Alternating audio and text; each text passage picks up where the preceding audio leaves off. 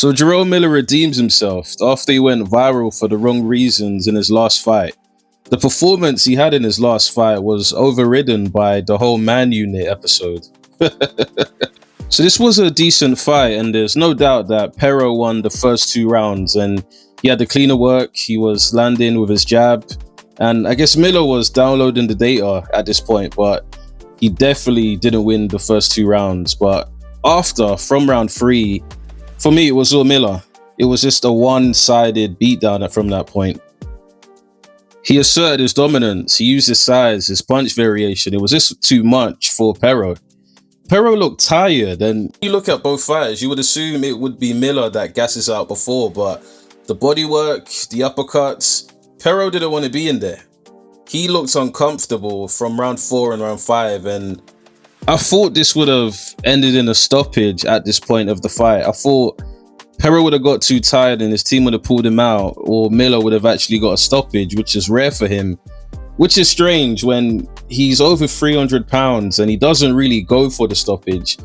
He rather just goes at you and just relentlessly punches, and he can take your punches as well. So he has a chin, which many other heavyweights do not.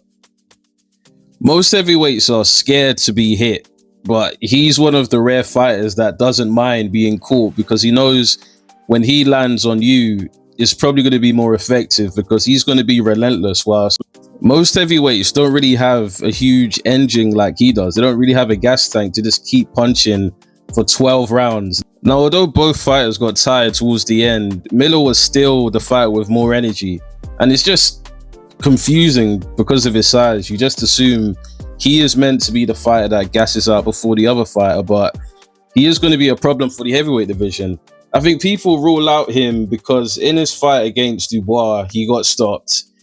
He's never in the best of shape, but he was out of shape for that fight. And he still did better than Anthony Joshua did against Dubois. He was able to land more effectively, take his punches, and Dubois couldn't really work him out. If he was in better shape, if he was 305 pounds, which he was yesterday for this fight, I think it would have been a different fight and potentially he would have won it. Dubois was also tired, and all it would have taken is for him to use his punch variation and to be more effective, but instead he was out of shape for that fight and he ended up getting stopped. But he deserved to be stopped because he shouldn't come in this shape as a professional in the first place. But I feel he is being written off way too soon, and if he is to fight Wilder, I think he would be someone that could actually beat him, just because Wilder's a bit too one-dimensional. He's 40 years old as well. Like, if they were to fight, it's Miller that's going to have the better gas tank and the better punch output. It's not going to be Wilder at this point in his career. And things are personal between them because of the history they have with Telly Swift.